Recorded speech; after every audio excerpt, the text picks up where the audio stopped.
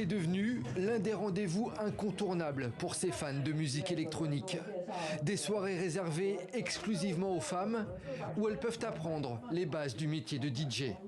Car dans le milieu de la nuit, les préjugés ont la vie dure en Chine. Et il reste très difficile pour les artistes femmes de s'imposer dans ce secteur très masculin. Mon label de musique s'appelle Scandal. C'est un label exclusivement féminin.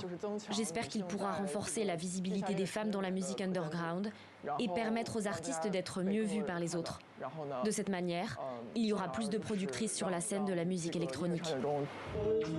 Lors de ces ateliers 100% féminins, la parole se libère.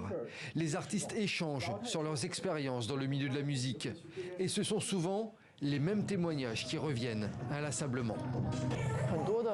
Il y a beaucoup d'exigences étranges pour les femmes.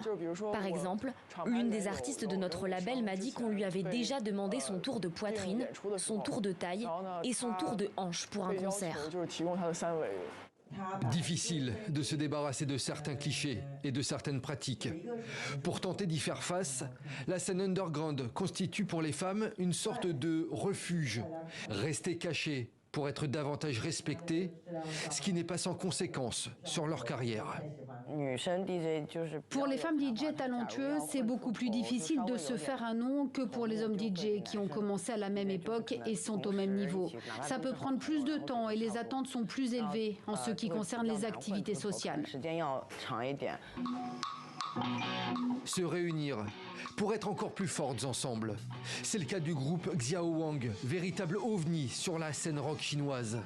Exclusivement composé de musiciennes, le groupe se décrit comme le haut-parleur de toute une génération, dénonçant l'atteinte aux droits des femmes, le harcèlement sexuel et une société chinoise trop conservatrice. Être féministe, c'est un moyen important pour moi d'explorer le monde. Mais je ne me définis pas que par ce mot. Faire partie d'un groupe me permet surtout de parler de ce que je vis et de ce que je vois. C'est toujours une bonne chose que les autres femmes s'inspirent de nous. Mais ce militantisme actif est surveillé de près par le gouvernement chinois, qui redoute tout mouvement social pouvant échapper à son contrôle. Ces dernières années, des comptes féministes ont été censurés sur les réseaux sociaux et plusieurs artistes militantes ont même été arrêtés.